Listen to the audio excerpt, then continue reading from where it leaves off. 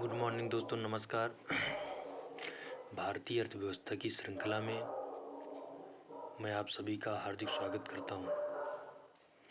हमने भारतीय अर्थव्यवस्था में पिछले वीडियोज में वैश्विक वित्तीय संस्थानों का अध्ययन किया था, जिसमें मैंने आपको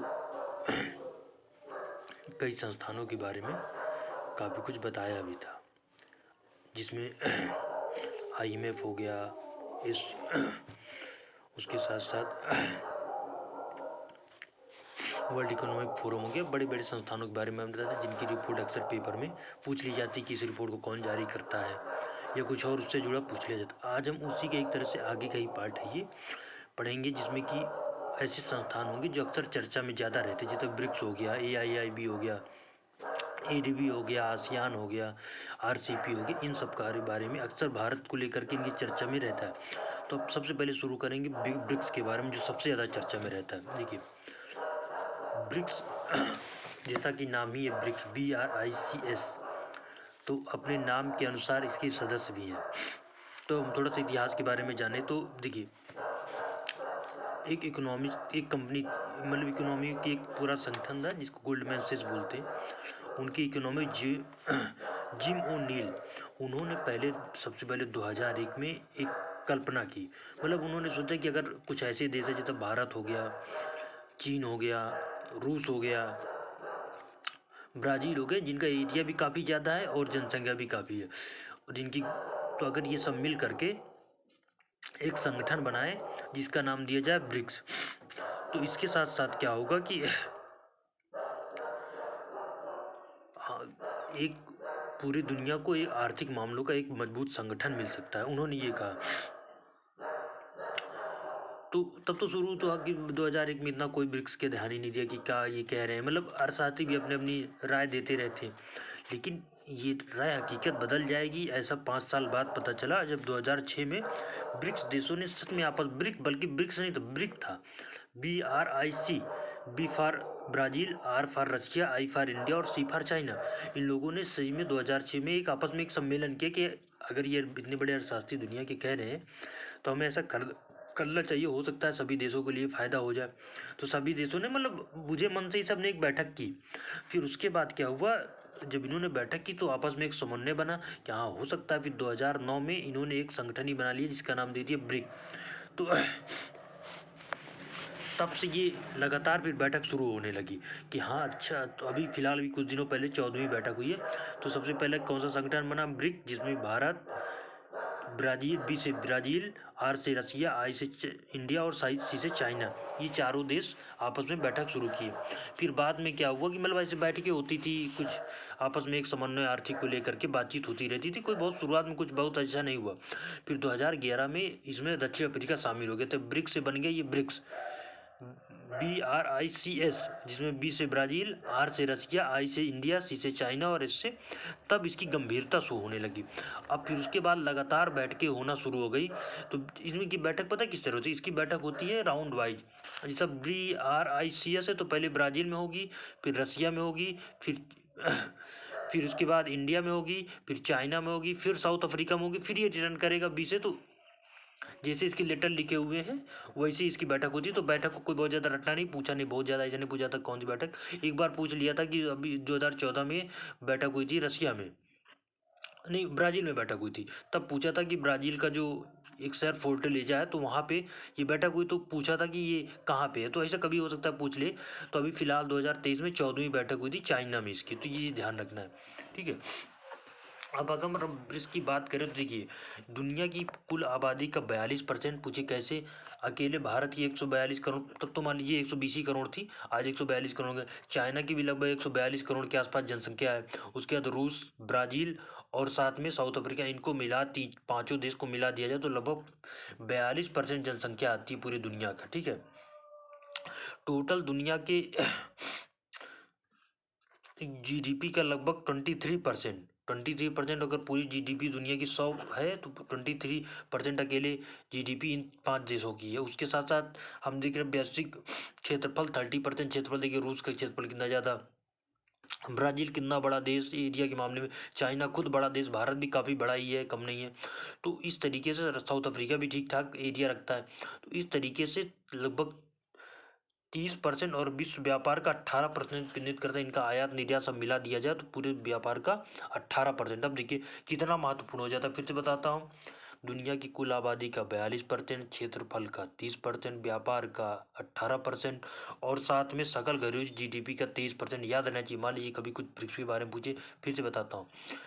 जनसंख्या के मामले में 42%, उसके साथ साथ जीडीपी के मामले में 23%, क्षेत्रफल के मामले में 30% और साथ में जो आयात व्यापार है पूरी दुनिया का उसके मामले में 18% प्रतिनिधित्व करता है ये। ठीक है, 2006 से हमने शुरुआत ही की, उसके बाद धीरे धीरे करके आज लगातार देखिए इनकी बैठकें होती रहती हैं। कई बार विवादों का भी कारण बन जाता है, लेकिन हम देखते हैं अक्सर देखते हैं कि कम से कम भारत चाइना जैसे देश एक मंच पे आ रहे हैं इतना कॉन्फ्लिक्ट होने के बाद भी। तो ये एक अच्छा संगठन है जहाँ पे भारत चाइना आपस में समन्वय करके आपसी विवाद को भी सुलझाया जा सकता है। देखिए बेसिकली ये कोई सैन्य संगठन नहीं है। कभी पेपर में आ जाए मान लो कि ब्रिक्स एक सैन्य संगठन है, नहीं। ब्रिक्स एक आर्थिक मामलों के समन्वय का संगठन है। आर्थिक, इसका पूरा आर्थिक ही है। ठीक है, एक दूसरे के साथ व्यापार को समझौता करना, एक दूसरे की मदद करना व्यापार में, तो इस तरीके से इन्होंने क्या किया है ना, एक बैंक की स्थापना की 2014 में, जब फोर्टलेजा जो ब्राजील का शहर, इसलिए महत्वपूर्ण हो जाता है ये वाला जो बैठक थी, क्योंकि यहाँ पर ब्रिक्स ने मिलकर के बैंक की स्थापना की जिसको बोलते हैं new development bank, NDB, short में एनडीबी बोलते हैं। इस बैंक का मुख्यालय कहाँ है? तो इसका मुख्य, देखिए ब्रिक्स का मुख्यालय शंघाई में, इसका भी मुख्यालय है शंघाई में। ठीक है, चाइना में। लेकिन इसके पहले अध्यक्ष कौन बने थे? भारत के केवी कामत। तो पहली बार मुख्यालय खोला गया कहाँ पे? शंघाई में, और इसके अध्यक्ष बने भारत के केवी कामत। वर्तमान में तो श्रीमती डिल्मा वाना राउसेफ है जो ब्राजील की पूर्व राष्ट्रपति भी रह चुकी हैं। तो याद रखना है, मान लीजिए पेपर में आ ही जाए कि वर्तमान ब्रिक्स बैंक जो न्यू डेवलपमेंट बैंक की अध्यक्ष कन्या अर्थशास्त्री भी थी श्रीमती डिमला वाना राउसेफ, ब्राजील की पूर्व प्रेसिडेंट। ठीक है, याद रखना है। तो इसमें सभी देशों का एक अपना एक कोटा निर्धारित है। सभी, जैसे भारत का है तो 20%, चाइना का है 20%, रूस का है 20%, ब्राजील का है 20%, रसिया का 20%, सभी का 20-20% की इनकी अपनी शेयरधारिता है। और सबको किसी भी मामले में मत देने का एक एक अधिकार मिला हुआ है। जैसे मैंने वर्ल्ड बैंक में क्या बताया था कि वहाँ पे मत देने का अधिकार उसकी जो शेयरधारिता के अनुसार है, यहाँ पे नहीं। यहाँ शेयरधारिता, अब अगर शेयरधारिता के अनुसार भी आपको समझना है तो सबका बराबरी है 20-20%, तो भी एक ही एक आएगा। तो ऐसा तो है नहीं, तो वहाँ पे शेयरधारिता अलग थी तो मतदान, तो यहाँ पे ये नहीं सोचना, यहाँ पे ये करना है कि सभी का समान अधिकार है मत देने का बस, और सबकी शेयरधारिता 20-20% है। एनडीबी का जो मुख्य लक्ष्य है ब्रिक्स के बीच सहयोग को प्रमाणित करना तथा साथ ही वैश्विक विकास के बहुपक्षीय और क्षेत्रीय वित्तीय संस्थानों के प्रयासों का समर्थन करना, मजबूत, टिकाऊ और संतुलित विकास लक्ष्य को प्राप्त करने के लिए सामूहिक प्रतिबद्धताओं को जुड़ना, कि मतलब आपस में वित्तीय समावेश, वित्तीय सामंजस्य बनाए रखा जाए एक दूसरे, मतलब इस बैंक की मदद से हम सब जो कम से कम ये 5 सदस्य देश हैं इनके वित्तीय जरूरतों को लगातार पूरा करते जाए, जिसको इससे क्या होगा कि इन 5 देशों को मजबूती, जिस तरीके की टिकाऊ, संतुलित विकास किया जा सकता है। इसी में एक आकस्मिक रिजर्व व्यवस्था भी की घोषणा की। आकस्मिक रिजर्व व्यवस्था की, मान लीजिए किसी को बहुत इमरजेंसी की जरूरत पड़ जाए तो हम दे सके। तो अब देखिए ये तो लगभग 14 साल हो गया इसको, मतलब ब्रिक्स ये तो बने लगभग 9 साल ही हुआ है, 2014 से बना है। तो अभी इसमें और कई सारे देश जुड़ रहे हैं ब्रिक्स में। इसमें जैसा कि अर्जेंटीना, मिस्र, इथोपिया, ईरान, सऊदी अरब, संयुक्त अरब अमेरिका इसके नए सदस्य बने, लेकिन अभी उनका इतना प्रभाव आप देखने को नहीं पाएंगे। इन्होंने ब्रिक्स की सदस्यता की, इसको बोलते ब्रिक्स का एक्सटेंशन किया जा रहा है कि 5 देश ही कब तक इस तरह इतने सारे देश, अगर कोई और जुड़ना चाहे तो उसमें क्या बुराई है। तो इन देशों जैसे अर्जेंटीना, मिस्र, इथोपिया, ईरान, सऊदी अरब, संयुक्त अरब अमीरात ब्रिक्स देश के नए सदस्य बने हैं। लेकिन अभी कहा ब्रिक्स ही जाता है। ठीक है, हमारे पेपर में आ जाए कि कौन सा नया, तो सब अभी हाल में ईरान जुड़ा हुआ है, सबसे नवागत जो सदस्य बना ईरान बना है। तो और इसका एक्सपेंशन हो गया और जीडीपी में वृद्धि हो गई, जनसंख्या का भी और वृद्धि हो गया, उसके बाद क्षेत्रफल में भी वृद्धि हो गई है। ठीक है, तो अभी लेकिन हम याद पिछला वाला ही रहेंगे। अभी इनको जनसंख्या, इनको सदस्य के रूप में बस मान्यता दी कि इनके क्षेत्रफल क्या है, इनका जीडीपी से उतना अभी मतलब नहीं है। तो देखिए ब्रिक्स के बारे में हमने बता दिया कि ये 5 क्या, कि एक बार फिर से रिकॉल कर देते हैं कि ये 5 उभरती हुई अर्थव्यवस्थाओं का एक संगठन है जो कि आर्थिक नीतियों आपस में समन्वय बनाएगा। इसमें भारत हो गया, रूस हो गया, चाइना हो गया, उसके साथ ब्राज़ील हो गया और साथ में साउथ अफ्रीका है। अभी वर्तमान 2001 में सबसे पहले गोल्डमैन सैक्स के वैज्ञानिक के अर्थशास्त्री थे जिम ओ'नील ने इसकी कल्पना की थी, जो बाद में हकीकत का रूप आया। 2006 में ब्रिक्स देशों ने बैठक, पहले ब्रिक्स देश ब्राज़ील, रशिया, इंडिया और चाइना शुरू किए। 2011 में इसमें रशिया भी जुड़ा, तभी ब्रिक्स से ब्रिक्स हो गया। उसके बाद फिर अगर आप वर्तमान में देखें तो अभी भी इसकी पूरी दुनिया की आबादी का 42%, वैश्विक सकल घरेलू उत्पाद का 23%, क्षेत्रफल का 30% और विश्व की लगभग आयात निर्यात का 18% अभी भी इनके हाथ में है। तो एक बड़ा संगठन है आर्थिक मामलों से भी। उसके साथ साथ ये अंतर्राष्ट्रीय मुद्रा कोष प्रणाली में सुधार के माध्यम से हासिल किया जाएगा, और जिसमें पहली बार ब्राज़ील, रूस और इसका मतलब ये था कि अंतर्राष्ट्रीय मुद्रा कोष कोटा प्रणाली लागू की जाए कि भाई कोई देशों को अगर पैसे की जरूरत हो तो ब्रिक्स से ले जाए। इसीलिए बाद में एक ब्रिक्स न्यू डेवलपमेंट बैंक की भी स्थापना की गई 2014 में फोर्टालेजा में, जब इसकी बैठक हुई थी, तो जिसमें सभी का समान कोटा 20-20% से सभी को समान मत देने का अधिकार है। एक वोट सभी के पास है, वीटो नहीं है। दे सकता है कि चाइना के पास में वीटो का अधिकार नहीं, वीटो का अधिकार नहीं, वही सभी के पास समान अधिकार है। मुख्यालय संघई, चीन की संघई में है, ठीक है। इसका भी ब्रिक्स बैंक का भी और ब्रिक्स दोनों का एनडीबी, इसको एनडीबी को ब्रिक्स बैंक भी बोल देते हैं, अरे एनडीबी तो बोलते हैं, न्यू डेवलपमेंट बैंक बोलते हैं। उसके साथ साथ इसके पहले अध्यक्ष केवी कामत थे। वर्तमान अध्यक्ष श्रीमती डिमला वाना राउसेप है, जो कि ब्राज़ील की पूर्व राष्ट्रपति रह चुकी हैं, ठीक है।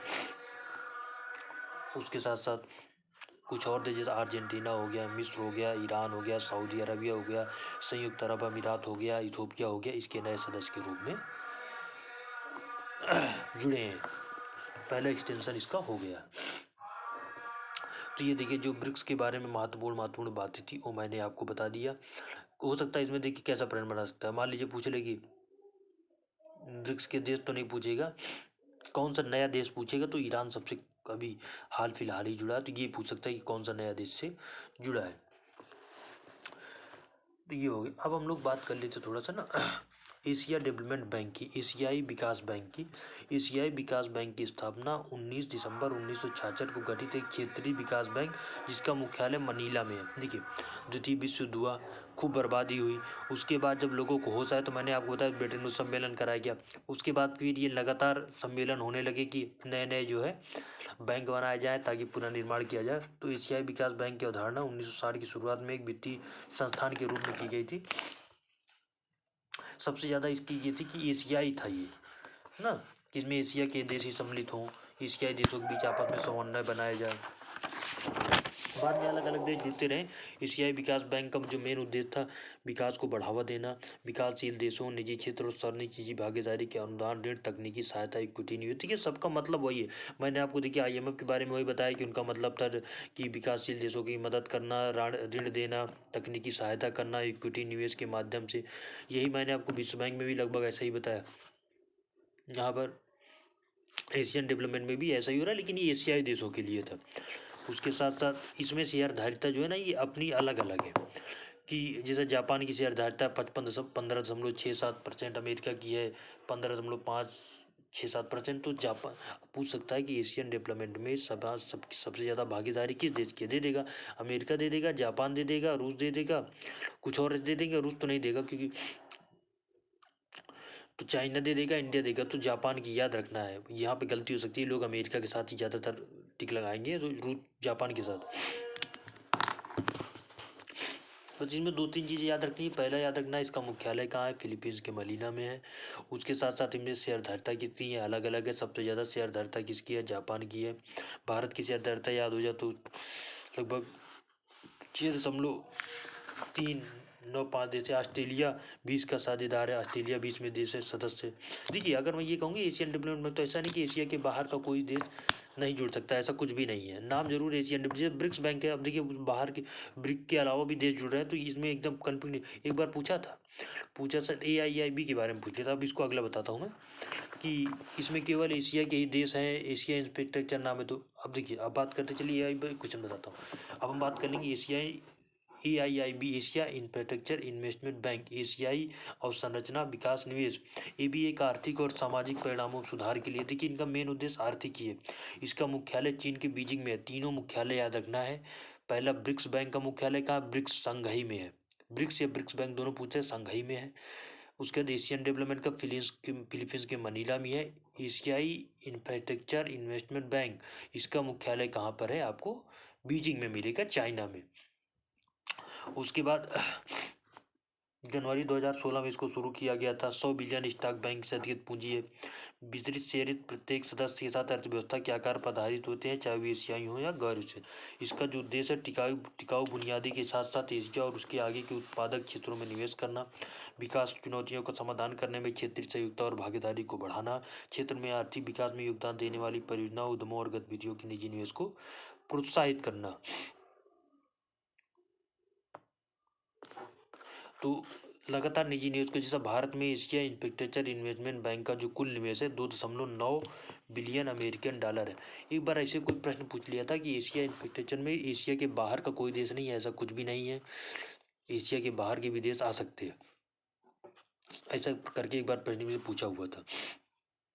उसके बाद देखिए, ये हो गया, इसका मुख्यालय देख के ध्यान रखना है, भारत भी इसका सदस्य है। देखिए 2-3 चीज़ें, एक मुख्यालय कहाँ है, एक भारत सदस्य है कि नहीं, एक का संगठन ऐसे जिनके सदस्य अभी बताऊंगा भारत नहीं है, तो पूछ लेता है क्या इसमें भारत सदस्य है? नहीं। किसका सदस्य नहीं होगा, उसमें बताऊंगा अभी। तो एडीबी का भी है, तो ब्रिक्स का भी है, AIIB का भी है, उसके साथ साथ ब्रिक्स बैंक का भी है।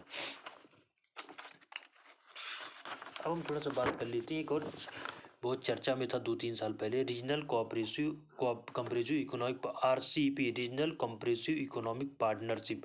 ये बहुत ज़्यादा चर्चा में था। देखिए ऐसा है ना कि दक्षिण पूर्व एशियाई देशों का संगठन, इसको भागीदारी बोलते, क्षेत्रीय आर्थिक व्यापक आर्थिक भागीदारी, एक संगठन है ASEAN, association for the south east Asian nation. ठीक है,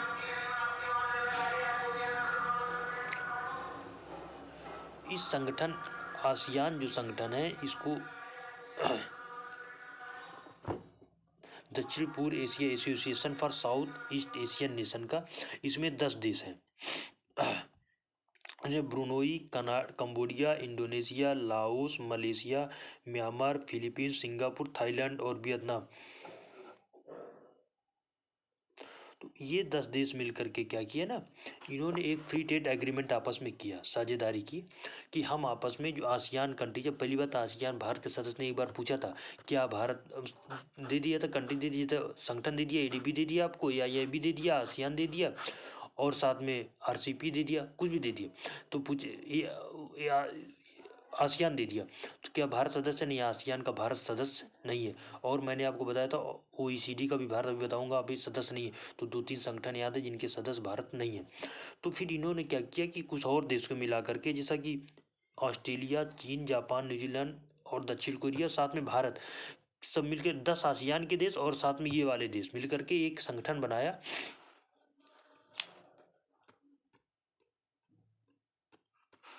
हाँ, इन लोगों देशों ने मिलकर के एक संगठन आपस में एक फ्री ट्रेड एग्रीमेंट किया, जिसको नाम दिया गया RCEP, regional compressive economic partnership, क्षेत्रीय व्यापक आर्थिक भागीदारी। इसके अंतर्गत क्या हुआ कि एक दूसरे के साथ हमें फ्री ट्रेड करना था। फ्री ट्रेड मतलब एक दूसरे के साथ मुक्त व्यापार की नीति अपनाना था। तो भारत पहले इसमें सदस्य हुआ करता था 2019 से पहले। फिर इसकी एक बैठक हुई, तो इसमें देश के प्रधानमंत्री मोदी जी गए थे इसी बैठक में, तो उसमें उन्होंने मना कर दिया था कि हम भारत को RCEP का सदस्य, RCEP के साथ में नहीं शामिल होंगे। हम किसी भी अपने कारण उन्हें बताए थे कि हमारी जो भाई हमारी अपनी कुछ मजबूरियां हैं, जैसा कि अगर भारत मान लेते, प्रश्न भी आया था, अगर भारत RCEP का सदस्य बनता है तो इसके क्या प्रोन और काजे की, हर चीज़ के प्रोज और कॉन्स होते हैं, तो कहीं ना कहीं कुछ नुकसान था। जैसा कि अगर मान लेते हैं भारत RCEP की के साथ अग्रीमेंट करता है, तो इसमें क्या होगा कि चीन आग गड़ाए बैठा, वो क्या करेगा, फ्री ट्रेड करेगा भारत के साथ। अपने पहले भी हमारा व्यापार घाटा चल रहा है, तो चीन के साथ हमारा ट्रेड बैलेंस बहुत असंतुलित हो जाएगा, पहली बात। दूसरी बात, यहाँ के जो डेयरी प्रोडक्ट हैं, जो दूध, भारत पूरी दुनिया में दूध का सबसे बड़ा उत्पादक और साथ में सबसे बड़ा उपभोक्ता भी है। अगर मान लीजिए भारत में चाइना का मिल्क आने लगे, तो भारतीय जो पशुपालक हैं उनको एक तरह से बहुत ज़्यादा नुकसान होने वाला था। इसके साथ साथ भारत का अलग अलग व्यापार घाटा अमेरिका के साथ भी चल रहा है। अब कई देशों, भारत का पूरी दुनिया के साथ $50 बिलियन से ज़्यादा घाटा चल रहा है। चीन के साथ तो बहुत ही ज़्यादा चल रहा है। और एक कई मतलब विवाद थे ये कि भाई हमारा देखो मिल्क इंडस्ट्री बर्बाद हो जाएगी, हमारी बाजार हम पहले से ही लगातार चाइना की चपेट में है, उसके साथ साथ ये और ज़्यादा हो जाएगा, चाइना यहाँ पे फ्री ट्रेड करने लगेगा। तो इस संगठन के माध्यम से उसके साथ साथ एक ऑटो ट्रिगर तंत्र की स्थापना की भारत ने बात की थी। आगो ऑटो की प्रश्न ये आ सकते कि हर में चर्चा मेरा ऑटो ट्रिगर तंत्र रिलेटेड है किस संगठन से, तो आरसीपी दे देगा तो हो ही नहीं सकता, ये तो कुछ मैकेनिकल इंजन जैसा लग रहा है ऑटो ट्रिगर। तो इसमें क्या था कि भारत ये चाहता था कि देखिए अगर मान लीजिए फ्री ट्रेड हो रहा है, ठीक है, तो एक सीमा से ज़्यादा कर टैक्स आप नहीं लगा सकते, नाम ये फ्री ट्रेड है, लेकिन उसमें कुछ सीमा तक कर लगाया जा सकता है दूसरे के सामानों पर।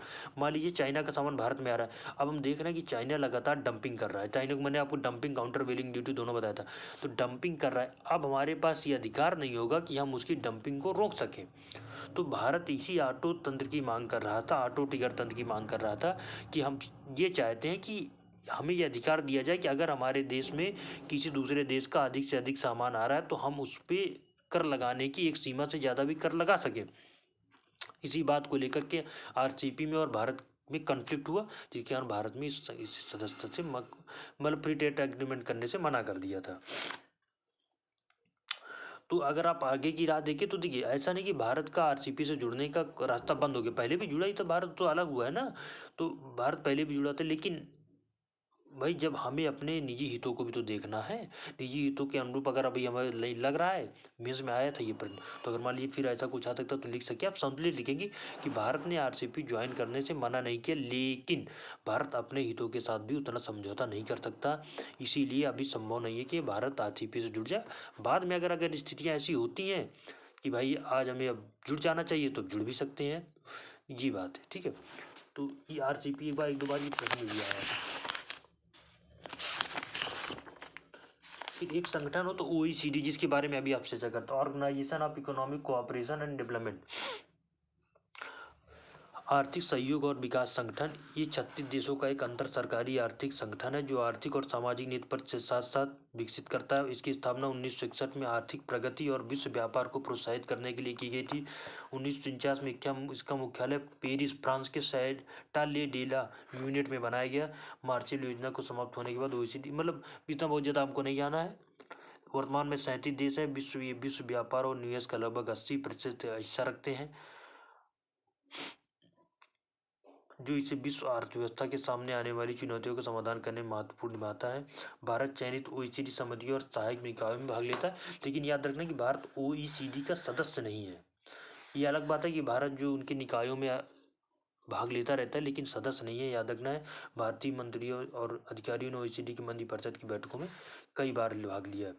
इसकी भी स्थापना इसलिए की गई थी जब 1948 में तबाह हुआ, पूरी दुनिया में तबाही मची, तो वही ना कि जब तबाही मची तब जाके दिमाग खुला। तो महाद्वीप के पुनर्निर्माण के लिए अमेरिका द्वारा वित्त पोषित मार्शल योजना को यूरोपीय आर्थिक सहयोग संगठन द्वारा विनियमित किया गया। मतलब इसी वजह से शुरू हुआ था कि जो तबाही पूरी दुनिया में द्वितीय विश्व युद्ध में हुई है, इसको कुछ क्षतिपूर्ति की जाए।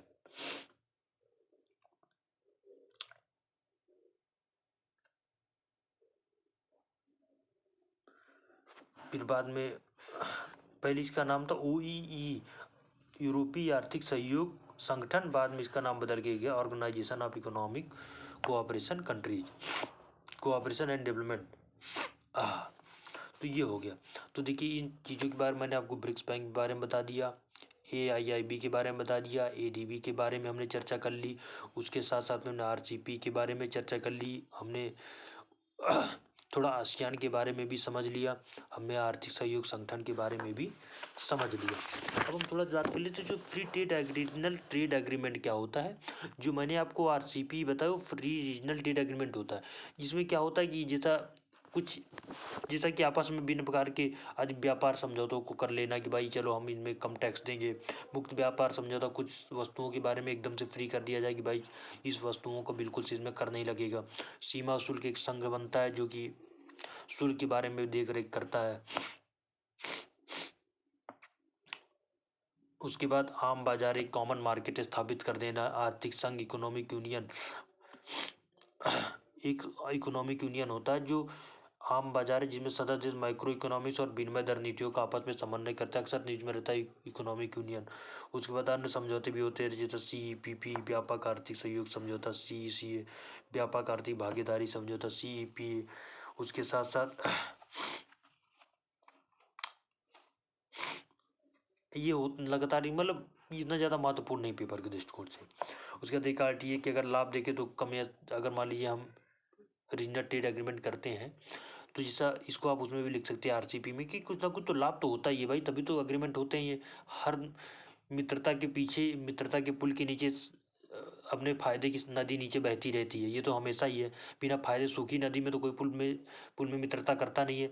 अगर आप कोई ट्रेड एग्रीमेंट कर रहे हैं तो ये बात आप समझिए कि दोनों देशों को लाभ हो रहा है, नीचे जो है फायदे की नदी बह रही है। तो उसके बाद व्यापार संवर्धन जो बेहतर समाधान आवंटन की ओर जाता है। क्षेत्रीय व्यापार समझौता अधिक लचीला और उसके लाभकारी होते। बढ़ा हुआ प्रत्यक्ष विदेशी निवेश स्थानीय, इससे आपका FDI API बढ़ता है। अगर फ्री ट्रेड एग्रीमेंट करते हैं तो फिर कोई देश ज़्यादा उत्साहित होता है व्यापार आपके यहाँ निवेश करने के लिए। उसके साथ साथ एक होता है मेगा क्षेत्रीय व्यापक समझौता, मतलब बड़े गहरे स्तर पे आपके व्यापारिक संबंध है। और साथ में इसको बाद में दो महत्वपूर्ण क्षेत्र व्यापार समझौता, ट्रांस पैसिफिक पार्टनरशिप और ट्रांस अटलांटिक व्यापारिक न्याय समझौता। मतलब ट्रांस पैसिफिक पार्टनरशिप के अंतर्गत संयुक्त राज्य अमेरिका ने शुरुआत की थी कि जो प्रशांत महासागरीय देश हैं ये आपस में फ्री ट्रेड एग्रीमेंट, नाम ही ट्रांस पैसिफिक पार्टनरशिप, ये शुरू किया गया था। उसका ट्रांस अटलांटिक व्यापार, तो अटलांटिक महासागर से जुड़े हुए जो देश हैं ये आपस में एक बढ़िया सा ट्रेड एग्रीमेंट कर सकें। तो देखिए इस वीडियोज में मैंने आपको ब्रिक्स के बारे में काफ़ी मेन जहाँ जहाँ से प्रश्न आ सकता है या आया हुआ वो सारी चीज़ें मैंने आपको डिस्कस कर दिया है। तो इसको एक बार देखेंगे तो आपको ये सारी चीज़ें बैठ जाएंगी। Thank you.